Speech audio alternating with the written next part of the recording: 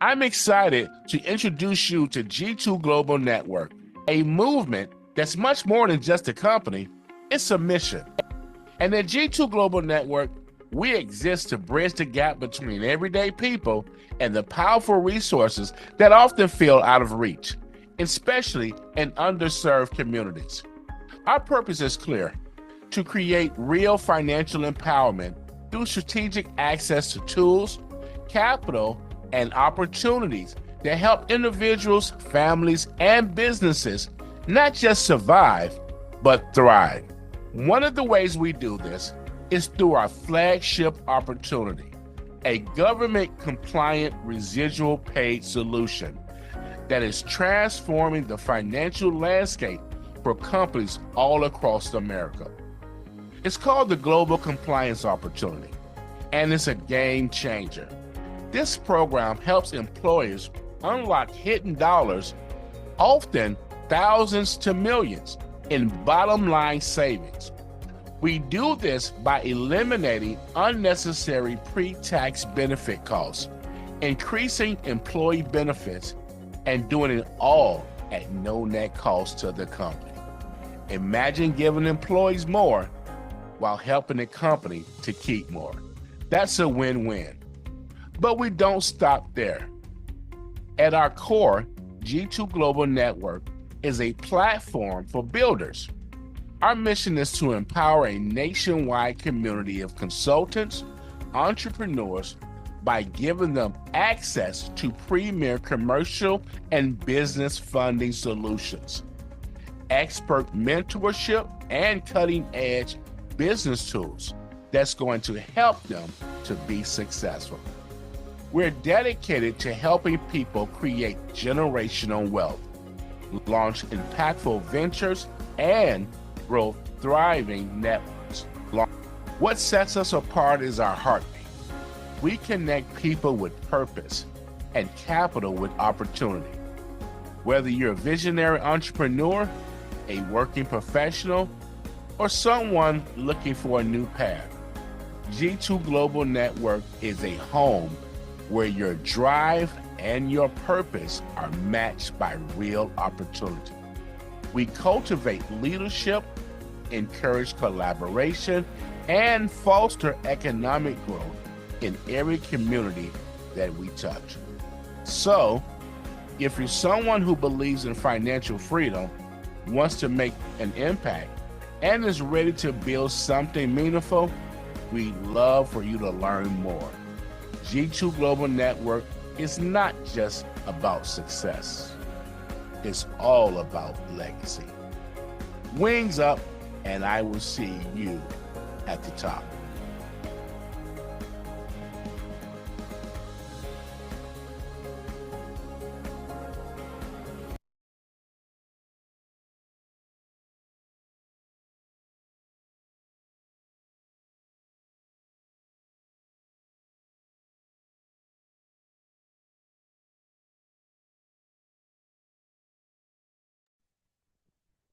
Wings up, everyone. Wings up.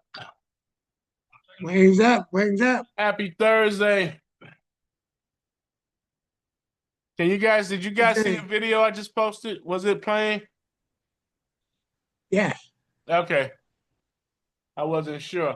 How's everyone doing? Good to see everybody on the call today. Doing great here, rainy. It's raining? Yes. Okay. All right. Good to see you, Dave. Good to see you, Malik. Good to see you, on the call. Good to have you, Benny. Lewis and Kaya, good to have you on the call today. And Sean, I see you, Sean. What's up, Dave Rose? All right. Did I forget anybody on this call? You guys ready to learn some good stuff today? I'm ready for today's training. Our Thursday training. Listen, I'm excited about what's happening with our global compliance and how that team is coming along.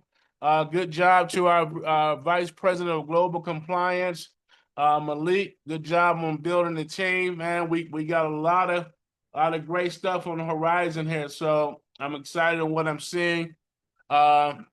Once again, some of you all that have not applied, if you haven't, make sure that you apply. We had a little issue with our Indeed account, but we're trying to get that fixed. But if you can't click on that link, just send in a request saying that you're interested in being part of that compliance team. But a lot of good stuff is happening right now for that team, so I'm excited. So, okay, so we are going to be dealing with some good sales training today, which we're going to discuss. We're going to talk about the psychology behind the decision makers. Okay, just basically talking on what makes the decision makers, what makes them tick. Okay, and this is something that I believe is definitely necessary because one of the things that I found in my years of sales is a lot of times, especially when you're dealing with C-level executives and things of that nature, you need to understand the psychology behind why they do what they do. Okay. And, I think Malik would agree with me in being in sales that plays a big part on your closing ratio. Understanding how decision makers think. Okay. So,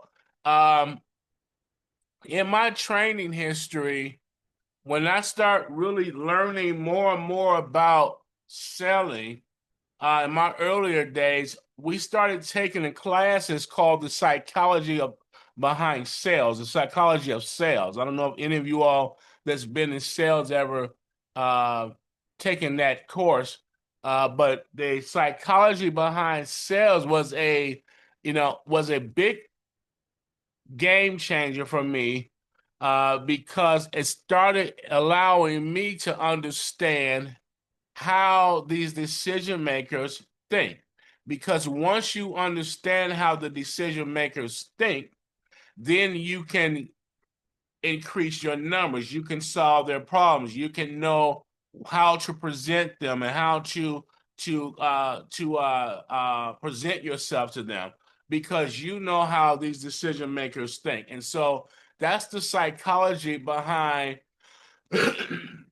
the decision makers. This is it's a little bit about psychology behind sales, and it really is. But just really understanding the thought process and how decision makers make decisions, and what really matters into decision making. Okay, what really goes into place when you are making a decision as a executive or someone that's empowered, some sort of decision maker. So every sale, every approval, or every deal hinges on the psychology of one or more decision makers. Okay, so every sale and every deal that we do hinges on the psychology of one or even more decision makers. We keep talking and speaking on this workplace's wellness program and the benefits of it. Well, it's good to kind of understand even how the decision maker makes his decision. Okay, so every sale, every approval, every deal, everything hinges upon the psychology of one or more decisions. So the uh the uh the psychology is really understanding what emotionally drives a decision maker. Okay, the psychology that I'm speaking of is really understanding what emotionally drives a decision maker. Okay, and when you can emotionally understand what emotionally drives these decision makers, what it happens is it helps you to bypass surface level type objections. Okay, it helps you to get past those basic objections because you know what emotionally drives decision makers and what to tap into, what truly matters, what truly motivates them. Okay. So learning how to bypass some of these surface level objections by understanding what emotionally drives the decision makers is key. And you want to be able to tap into what truly motivates them. Okay. While logic, listen to this, logic justifies their purchase, but it's emotion that drives the decision. Logic justifies their purchase. Okay. And logically speaking, with decision makers, most of the time, it's about analytical thinking. What makes sense? Bottom line, how's it going to make the company profitable? Okay. What is it going to do for the company? What can I do from this with this funding? Okay.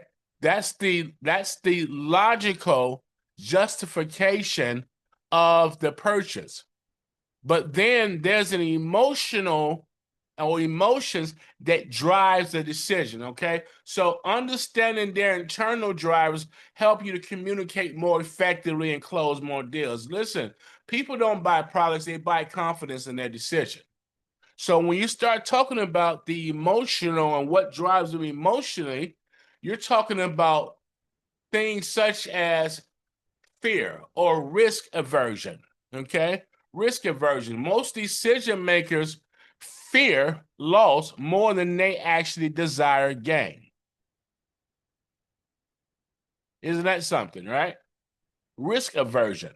These are the core decisions of makers' psychology. Risk aversion. Most decision makers fear loss more than they desire gain. Okay? So risk aversion, there's something called a prospect theory that says people fear loss more than they desire gain. That's a prospect theory. But most decision makers are more concerned about making a mistake than missing out on the opportunity. See, this is the emotion that drives a decision. This is the emotional part. It's not like an individual consumer that, goes out and buy a house and buys a car because the car is pretty or the house is nice, things of that nature. So we're talking business people. We're talking decision makers in business. They also have emotional drives. Their emotional drives is not anything that's going to that's based on anything looking good or making them feel warm or fuzzy. They're concerned about what is it going to make them look like. So their decisions with decision makers fear loss more than they fear gain. So your pitch when you're talking to decision makers, so understanding the psychological drivers, your pitch to them should always minimize risk perception before you highlight gain. How do you do that? You tell them things like this program protects your bottom line. There's zero cost to try there. There's no downside to this. Okay? Before you start speaking about benefits, you should minimize risk perception and use risk aversion, which means that you want to make sure that you make them comfortable by offering things like guarantees, so risk reversions or trial periods, or share some example where other clients, like companies that may have done the same thing that you're trying to offer them. That's called risk aversion. This is understanding the psychology of the decision maker. So the prospect theory says that risk aversion is one of the number one things that causes the decision maker not to move forward if they're fearful. Okay? If they're fearful. So they're fearful of what? Loss. They're fearful of looking bad to their company because of the loss.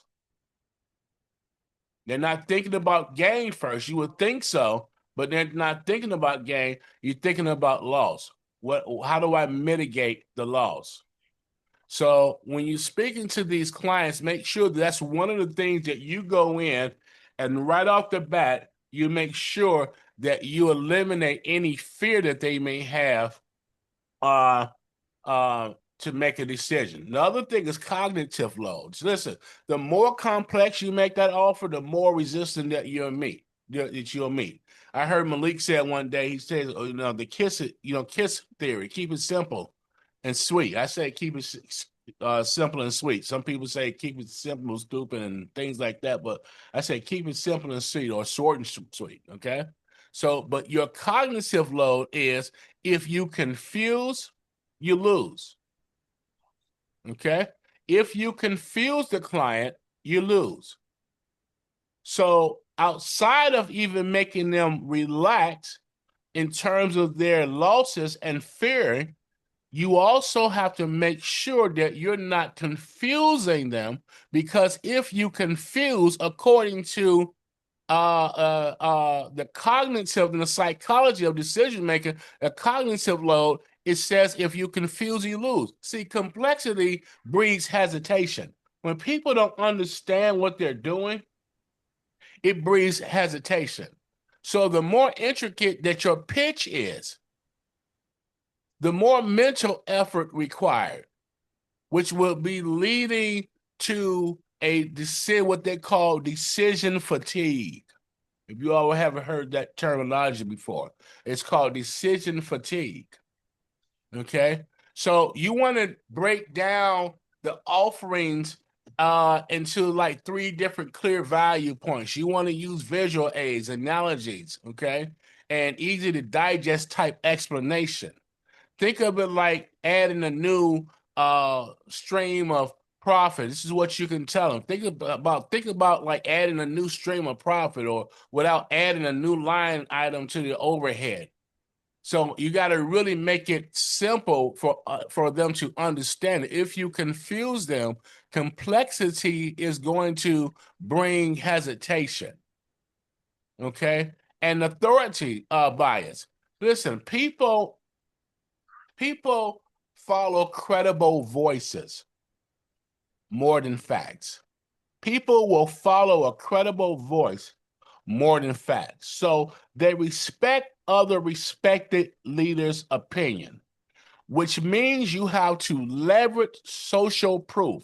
In other words, you have to, until you can build up the reputation of your word being respected in that industry, you have to leverage social proof in your network. What have we done as a network? Yes, I've built hotels before. Yes, we've built hotel before, and you maybe have not done any. Yes, we've put in thousands of people into the wellness program. You may not have done any of it, but in your network we have.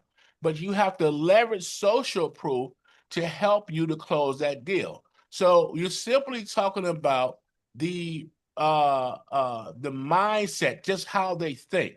They rather listen to other leaders, okay, other experts, than us sometimes. Okay, so decision making looks to other leaders, they look to other experts or industry norms. So social proof, what that does is it causes trust faster from you and the decision maker than the great pitch. So showing them social proof is going to solidify right before you give them their pitch, and being able to show them others that has gone through a similar companies that have gone through the same program. They're going to respect those voices more. Okay, they're going to respect those voices more. So, sales professionals study this psychology. Okay, sales professionals study the mind. They study, what makes these decision makers do what they do. So a trusted businessman by the name of Abraham Maslow, okay, came up with a theory. It's called the Maslow hierarchy, all right? Or you would hear it probably in the past, or some of you all may know about the Maslow theory, okay? It's basically just a psychological theory that Mr. Abraham Maslow came up with in 1943, actually, that's basically, talks about the foundation of the human needs. Okay. And the idea is simple, that the people are motivated to fulfill basic needs before moving on to more advanced needs. So Abraham Maslow's theory psychology says that people are motivated to fulfill the basic needs before they move on to more advanced needs. So even in business, okay, human needs security, esteem, actualization, and influences the decisions, even in business. So Maslow's hierarchy says that psychological needs or basic survival is number one. Okay, so you want to make sure that the foundation or the foundational human needs are met when you're speaking to these decision makers. What's the basic things that they're concerned about the most? They're concerned about the security. They're concerned about the esteem. This is even in business, right? They're concerned about these things. All right. So when you're tailoring your pitch to satisfy, at the top of the pyramid, it's called prestige, legacy, and control. When satisfying the needs at the top of the pyramid is prestigious, legacy, and control. Okay. So prestige basically is framing your offer as something only top tier firms or visionary leaders are implementing. You have to position these offerings as you being innovators, or this being an innovative idea.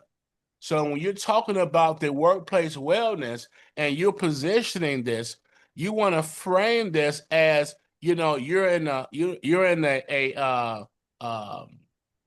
top 10 or the top 3% of companies that's actually taking advantage of these offerings. So you're putting them in the top tier and making them feel prestigious. Okay. Most companies won't even qualify. Most companies won't even do this program. That's why we approached you. These are things like that. You make them feel prestigious. They're concerned about legacy.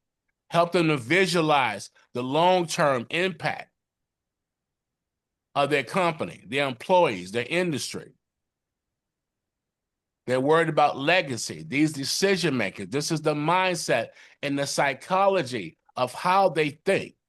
They want to be framed as prestigious. They're concerned about their legacy. Help them to visualize the long-term impact of their decision, the long-term impact of their company, the long-term impact of their employees or their industry. Okay? And then you have to show them, listen, highlight their decision, highlight how their decision is going to be remembered or admired by the other people in their company. Hey, Mr. Decision Maker, if you sign up for the wellness program and, think about how much money you're putting back into the company's bottom line. You're putting millions of dollars or hundreds of thousands back into the company's bottom line. And you as a CFO is going to be highly respected by that decision and by your leadership. Okay. So, and what this does is it puts the company ahead of the curve. All right. And listen, Mr. Customer, not just for today, but for the next generation of leadership that's to come right behind you. Look at the track that you're setting for them. See, you're showing prestige, you're showing legacy. These are the things that decision makers think about. Okay, remember, we're not talking about consumers. We're talking about decision makers that's making decisions for companies and businesses.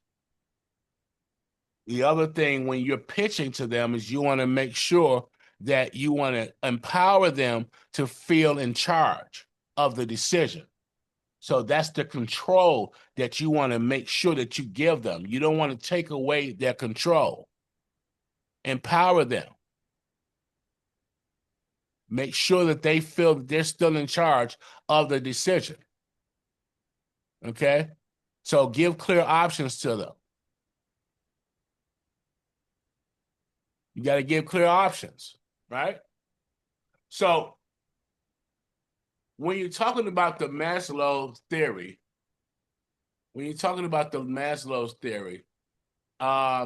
Maslow theory outlines 5 human needs: basic survival, which is called physiological needs; security, or he calls it safety needs, because once physiological needs are met, people seek safety and stability. They want to make sure that their decision is safe. Okay? They want to make sure the decision is not going to cause any type of infractions. Okay?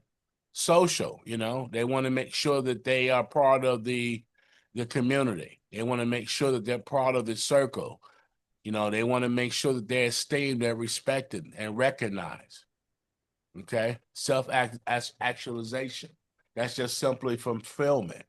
These are the 5 things that Maslow discovered in his theory, which is that people are motivated to fulfill basic needs before they move on to more advanced needs.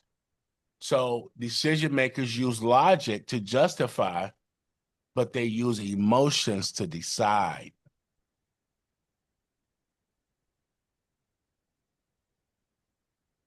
Okay? So now you're talking logic versus emotional. So, back in our day when we was learning about closing, we would do what's called emotional close and logical close. We can learn about that. We'll talk about that one day, the difference between an emotional and logical close.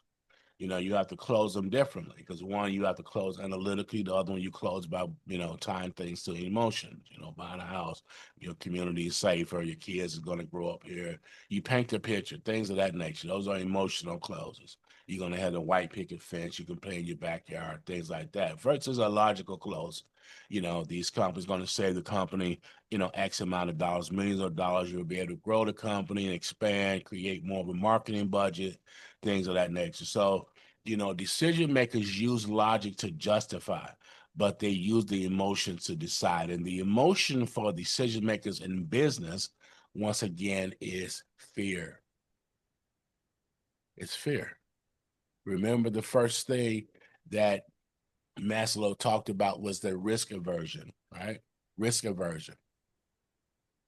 People fear more than they desire gain. So, because that, we have to emphasize the ROI. We have to emphasize what's going to be their return on this investment, or what's going to be the return on the decision that they're making.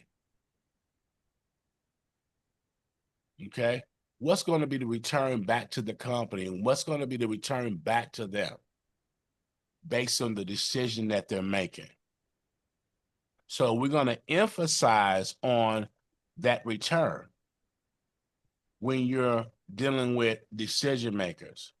Always talk about what they're going to get in return, right?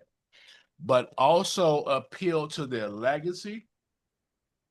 You want to appeal to their pride or pressure, right? You want to appeal to that. You want to appeal to the legacy, okay? Or you want to appeal to their pride or pressure, all right? Because this is what they're in it for.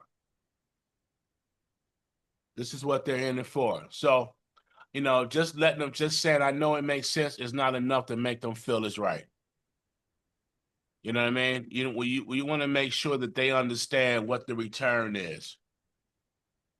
You want to understand, you want them to understand how it's going to make them look based on the decision that they're about to make with you.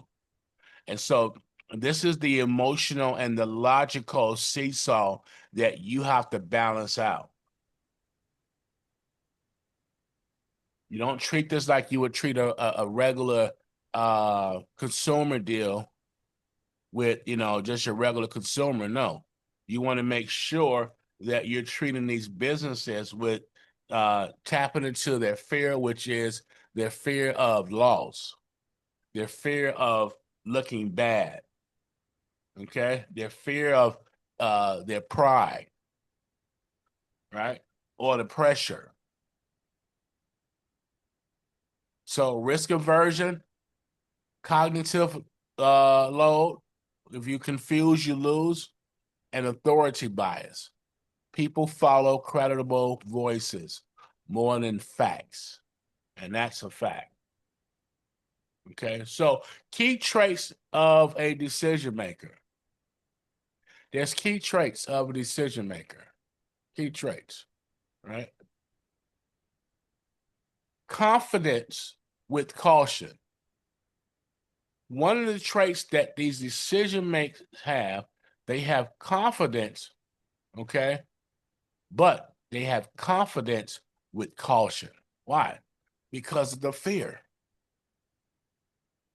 They got confidence to make the decision, but the fear is what's going to be the outcome of my decision. So they're very analytical in their thinking. They believe in themselves, but they have to vet the deal.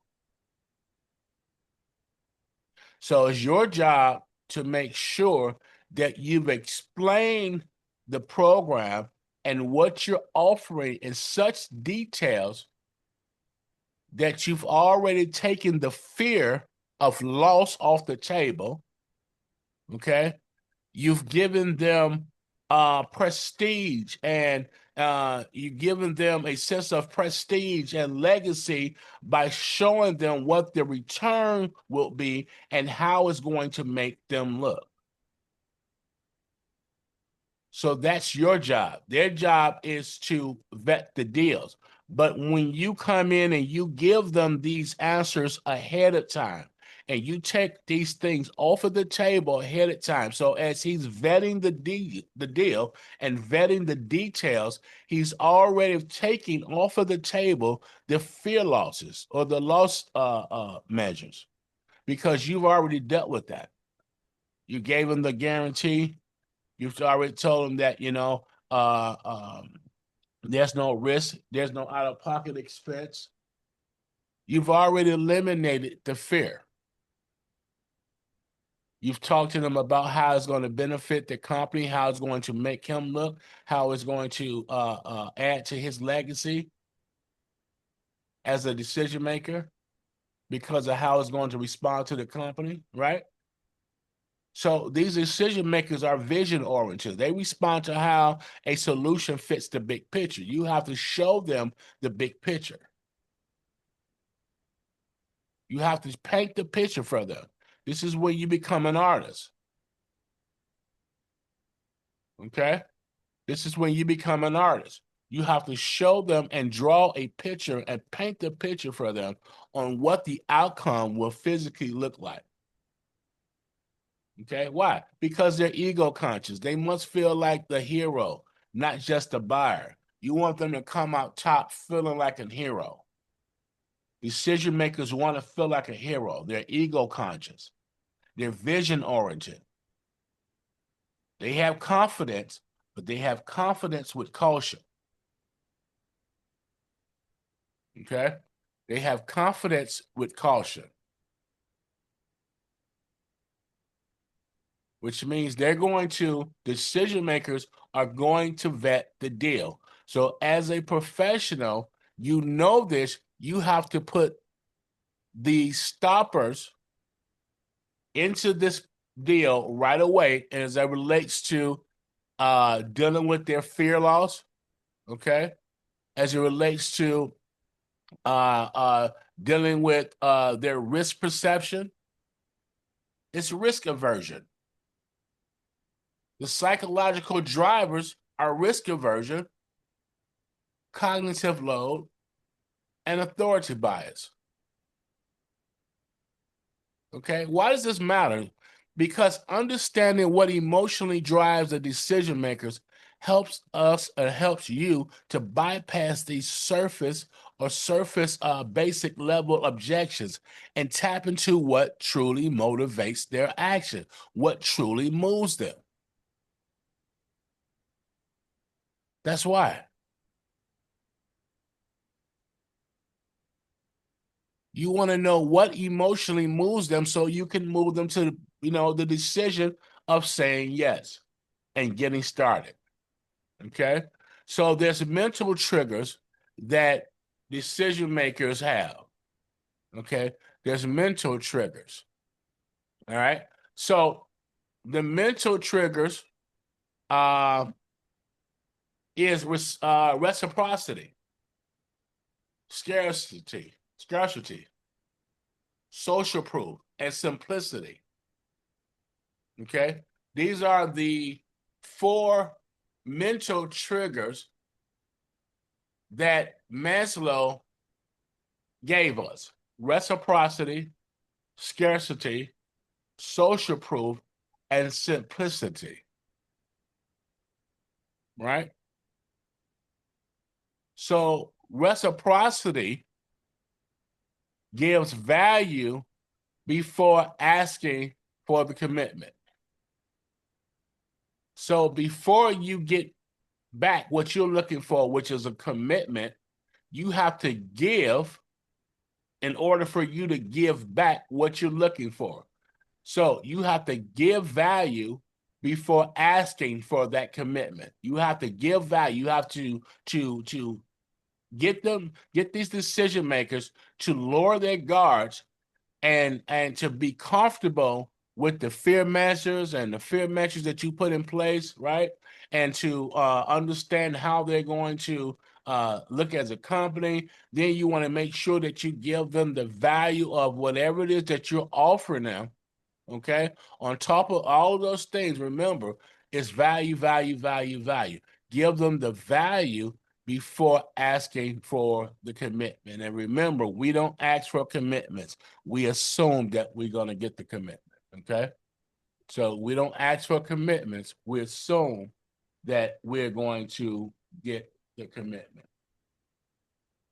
Scarcity limits the time or opportunity, heightens urgency. So scarcity, what that does is it limits the time or the opportunity, and what it does, it heightens the urgency. Listen, we don't have much time to get this done, and with this product, remember, there's a lose it, use it, or lose it clause. There's a lose it, use it, or lose it clause. Okay. And listen, you don't want this, you don't want this program, and I'm just speaking of the wellness program. You use this with any product, but I'm using it as an example. You can use this with anything. There's a limited time offer on this. You won't be able to get this next month.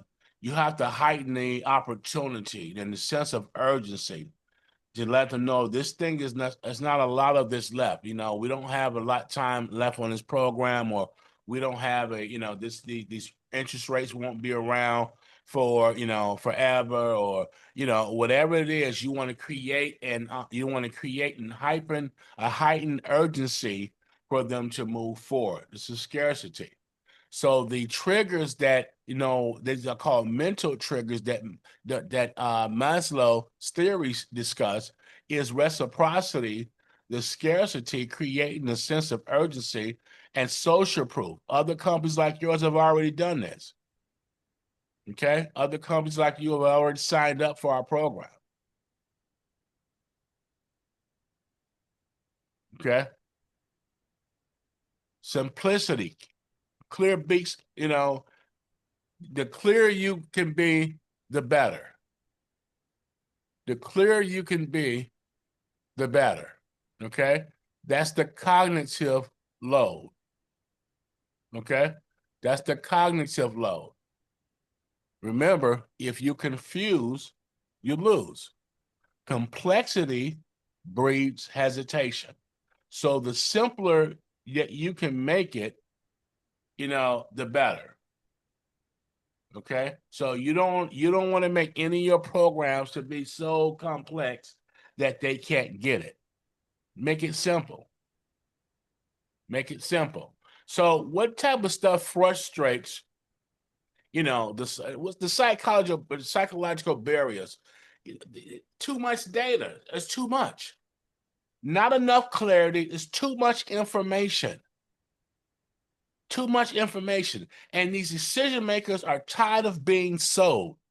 This is one of the reasons why I talk about all the time that we have to use a consultative approach every time that we discuss business with any decision makers on any product.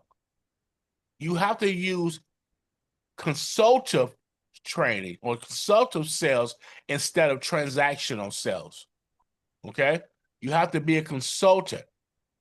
So they don't want to feel sold. That's called transactional selling. For some of you all that missed that class, we talked about this in one of our sales classes before, transactional selling versus consultative selling. Well, when they feel sold, that's transactional selling. You don't want them to feel like that they're just a transaction. But what they do want to feel like is that they're being consulted. Why? They want to feel like they're being consulted because when they feel like they've been consulted, they feel like you've listened to them. And the only way that you can consult your clients and consult these decision makers is by asking open-ended questions. You'll hear me say that over and over and over again. By asking open-ended questions, you want to know more about their business. Okay? You want to know more about their business. Your program don't align with their values or goals. What about that? There's a lack of alignment. Sometimes that happens. Okay? So mirroring, this is another training that we're going to do one day. This is a technique called mirroring. This is a sales technique, but from this is mirror their language. And this is basically what it is. You want to basically give them back what they're giving you. This is called a mirror technique. But mirror their language, their pace, and their pain points. Okay? You want to mirror their language, their pace, and their pain points. You want to make sure that you're giving them back what they're giving you, letting them hear themselves by way of your mirror, right? So, mirror their language, mirror their pace. Okay, if their language is, if their language is centered around savings and and centered around retention, things of that nature, you want to mirror that language. If their pace is, hey, I need to get this done right away, or I want to get this, I need some time, to get this done, maybe a month or so, you want to mirror this to them, right? And you want to mirror their pain points. You want to show them, you want to make sure that you highlight those pain points. That's key. Because when you do that and you ask the right open-ended questions, these decision makers now are feeling consulted. And that's what you want them to feel. Okay. So there's a way that you have to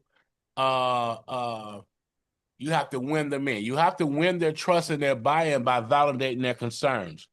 You want to make sure that you validate their concerns. All of this, once again, come by way of listening again, okay? Validate their concerns because now you're about to go in for the kill now, right? You're going in for the kill. This is how you win them over.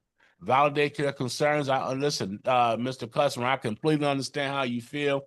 I'm sure this has probably been one of the most frustrating, situations for you over this time. And I see that you guys are, you're bleeding. And I know that's something that's really concerning to you and, the future of the company.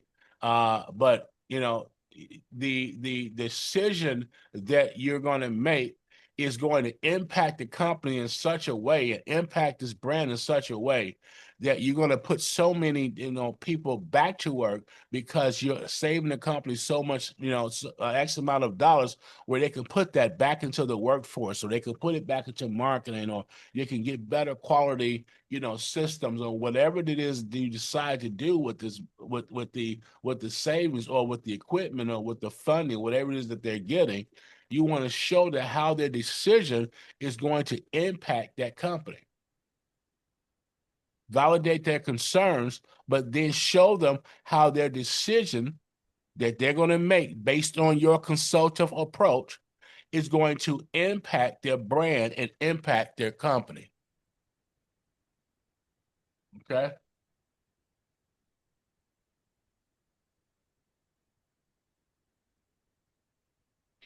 Ask strategic questions that show deep understanding. You want to ask strategic questions that shows deep understanding about their program, about their positioning, where the company is going, how signing up with you and using your product or your program. Ask strategic questions that shows that you have a deep understanding on what their needs are.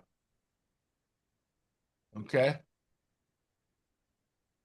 So this is how you pitch to them. This is how you pitch to decision makers effectively. You want to, number one, emphasize the ROI. Once again, show the returns and appeal to ego, legacy, and pride. And listen, you'll save 6 figures annually and lead a modern benefit initiative. You're saving 6 figures annually. You're showing the return and lead a modern benefit initiative. Not only are you saving 6 figures and putting 6 figures back into the company's bottom line, but you're also increasing the benefits. And then once again, I'm using the wellness program as an example, but you're also increasing the benefits with the employees, which will lead to more of a modern day or modern benefit initiative, giving these companies Fortune 500 level type benefits.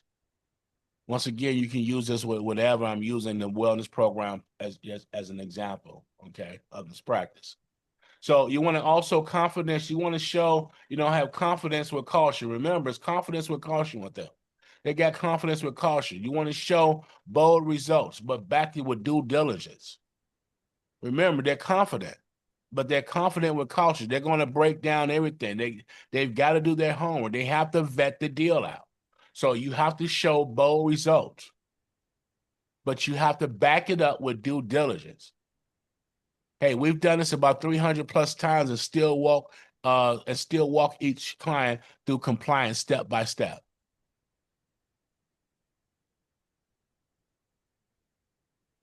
Remember, they're vision oriented. They align the company's mission, or 3-year goal. Align with the company's mission or their 3-year goal. Hey, this program is going to be around, and for the next 3 years, look how much money you're going to be putting back into the company for the next 3 years. I understand in the next 3 years, you guys are looking to expand. Well, with our program, you're going to be putting $150,000 back into the bottom line every year. Okay, every year. Okay, so now that's $450,000 that you can use toward your company's alignment over the next 3 years. Okay, so you want to align with the company's goal. See, this supports your growth plan without you increasing your costs. Remember these decision makers are ego, they have ego and positioning. Remember to make them out to be the hero. They're not just a buyer. They're the hero for the company. You got to give them their red cape and put the S on their chest, right? This puts their name on a major initiative, that their team was going to thank them for, their company's going to thank them for. You're giving initiatives or health benefits, or you're giving funding to the company, or you're giving, additional benefits to the team for free, and putting, X amount of dollars back into the company's bottom line. Listen, that's ego and positioning. These are the traits of the decision maker. This is psychology, y'all. This is the psychology. Okay. Reciprocity. Remember, give, the law of reciprocity still applies here, but give before asking. Give before asking. Value first. Okay. Give before asking. It's value first. Show them all the value. You want to load the decision makers up with value. Before you set that appointment for the wellness, after it's done, you want to make sure they're so loaded with value and you've taken away their fear factors. Remember, when you're on the phone with these customers, especially those of you all that's going to be compliance agents, you want to make sure that you're taking away their fear factors. You want to make them out to be the hero. Okay? You want to make sure that they got enough information that when they're making an educated decision, that you've loaded them with enough information that they can do research on, but you've kept everything pretty simple for them so they're not confused.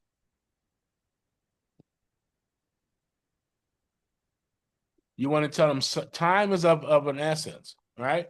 Time is of essence. Why? You want to be able to show there's a sense of urgency here, especially even when it comes to the wellness. Listen, these FICA tax credits, they cannot be retroactive. I can't go back and take these years that you have not signed up and give you that savings or give you that money back. So the longer that we wait, the more money that you're losing month after month after month, and you're paying that you don't have to pay. So there's a sense of urgency for us to get your payroll forensics done, to make sure that that we can give you a actual number of your savings and get you going and stop the bleeding and help you to trim some of this fat. Okay. Social proof. You want to show how peers or competitors are already benefiting.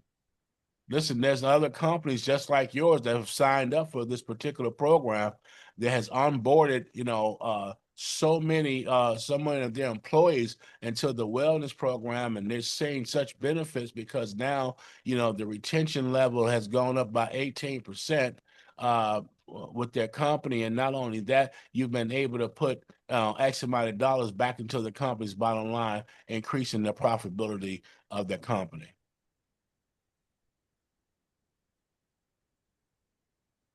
All right. So simplicity. Ditch all the jargon.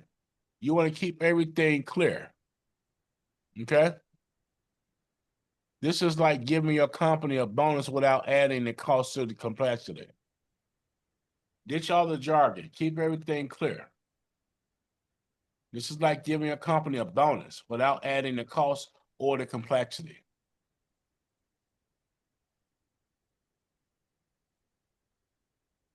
So here's the final takeaways.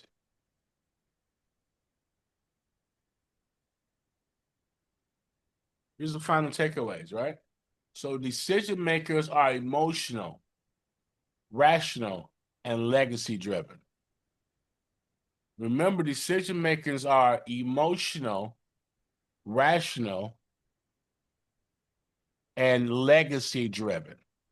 So when you're speaking to decision makers, make sure that you're tapping into the emotional part, which for decision makers is not anything pretty or anything like that. Remember, it's risk aversion. Okay? Remember the 3 key psychological drivers: risk aversion, cognitive load, and authority bias. Okay? Decision makers are emotional, rational, and legacy driven. Okay? They fear loss more than they desire gain. Their fear is looking bad in front of the company. Their fear is the loss that they could experience if they make the wrong decision.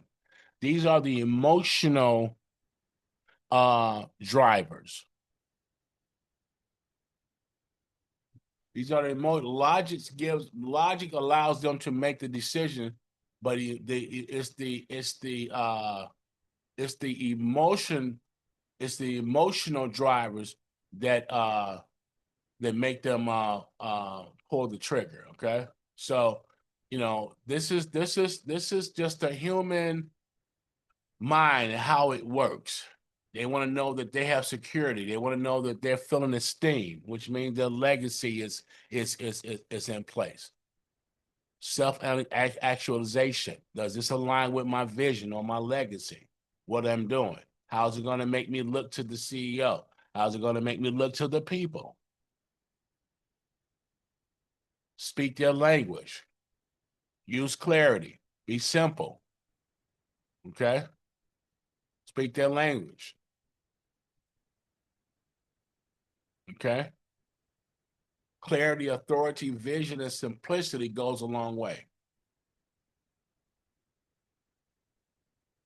Build trust by understanding the why. That's a huge one. Build the trust by understanding the why behind their actions. This takes a listening ear. And once again, understanding the psychology behind their why. Okay? Abraham Maslow, his theory, remember, his theory says that people are motivated to fulfill basic needs before moving on to more advanced needs. So even with CEOs and even with decision makers, their basic needs, okay, their basic needs is making sure that they're safe. Okay, so these are the psychological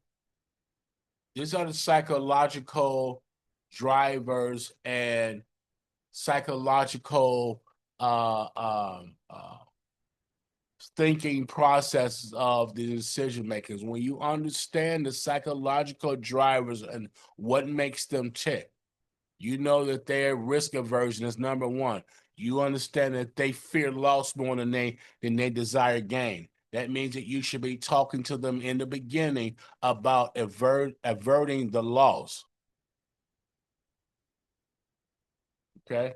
You should be talking to them and pitching risk perception, minimizing their risk perception.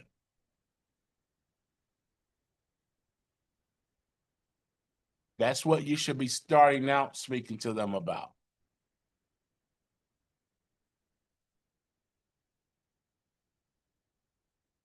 Because when you do that, you take away their fear and their hesitation for making the right decision or making the wrong decision in their eye. They fear making the wrong decision. Okay? That's what the decision maker, that's how they think. So with our product, whether you're using it for funding, whether you're using it for a wellness program, however you're using this product, you want to make sure that you are averting their risk and helping their cognitive load, which is their thinking, keeping it simple for them, okay, and making sure that they are that there's authority, that their authority bias, okay, meaning that they follow, that they, remember these type of people follow credible voices. Remember that they are authority bias. They look for leaders with credible voices in order to lead them. They'd rather listen to respected leaders than facts, just because of who that person is. So that because of that, you have to use in your presentation and you're talking to these decision makers, you have to use social proof. Does that make sense? Yes.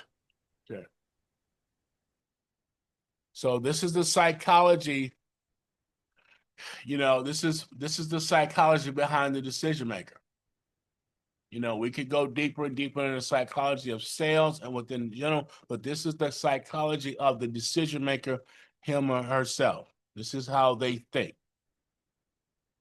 This is the thinking process. So when we're dealing with these decision makers, you got to know how they think. Make sure that you're discussing with them their return on their decision, their return on their investment. That's their investment. Their decision is their investment. Or if they're putting money toward, whatever the project is, you have to show them that their investment, whether it's just a decision, whether it's funding, whatever it is, their decision is going to impact the company's bottom line or income, impact the company's legacy or impact the company's growth by their decision. That's their legacy that they're concerned about. So this is the emotional part that we talk about when it comes to decision making or logical versus emotional thinking.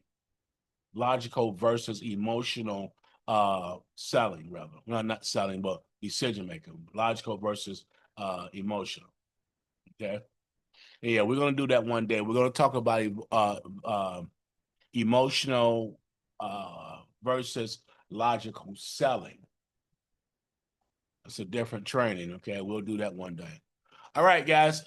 That's my training for the day. How was it? Did you guys get some good information? Does it make sense? Was it confusing? I was totally lost. No, I'm just kidding. It was just fine. It was fine. Okay. Yeah, it was proper. I needed that. All right. Good, good, good, good. Okay. What about you guys, Malik, Dave? Anybody, Rob? Anybody want to add to it? No, I man, thought it was appreciate you, good. man. Uh, yeah, I thought it was good. I kind of like how you went into the psychology of how the decision makers think. I never really thought of it that way. Right. But one thing I do have to say on a different note is I have a client. I got all of his paperwork, all of his financials and everything. Where do I send it? Okay. Well, let's wrap up the training real quick. Give me a second, okay? And Okay. all right. Any more questions pertaining to the training? Yes, Malik, great call. All right. Thank you, Malik. Thank you, brother. And anyone on the call who is on the current team who is interested in moving forward with us on this great venture on the compliance team, the slots are filling up, and these handpicked, highly professionals. These are big business people that we got on this team. It's going to heighten G2 Global. They believe in the vision. They believe in it because I sold it to them. So bottom line is anyone on the call on the team, please send Mo or myself your resume and set up a call with us so that we can see if it's a good fit. Absolutely. And you guys can also send that to info at G2 Global Network .com. That's where Yeah. you send the document to as well, Rob. I did respond back to you, by the way. So in Discord, just so you know, I did respond to you. Okay. All right. Okay, I didn't see it. Thank you. You're welcome. You're welcome. All right, y'all. So take this information to heart. This type of training is advanced type sales training. Okay. This is not basic sales training. This is advanced sales training. This is more you getting into the psychological thinking process and knowing how to control this call, knowing how to control this sale. And you do that by knowing how to control the thinking or understand, not control, but control the process by understanding the thinking of the decision maker. Okay, so this stuff is important. It's very important. So hopefully you always taking notes. So you remember this training, and it will be recorded. All right. So with that being Will said, these say it will again. these slides be up in Discord? There will be some cheat notes that I am going to be putting into Discord. So you will get some cheats, like cliff notes. Okay. Okay. Yeah. All right, you all. And then this video will go into Discord. You guys will be able to see the video as well. Okay. Okay. Yeah. All right, you all. I'm glad you all for coming out. Listen, going forward, guys, do me a favor. Invite people out to the training, put them on your page. You see that we have a decline in participation. That's because of a number of things. Okay, people that may not be making the money they need to, or they may feel some of the training may not be, what they need. Help to spread the word, and to keep the people encouraged to, especially your teammates, to keep coming to this training. Okay, listen, we are doing a lot of great things. A lot of great things is happening, is coming forth, and I'm excited to see what's going to take place, especially with G2 Global Network and its compliance team. Okay. With that being said, I'll see each and every one of you all at the top. That's my training for the day. Wings up. Peace. Wings up.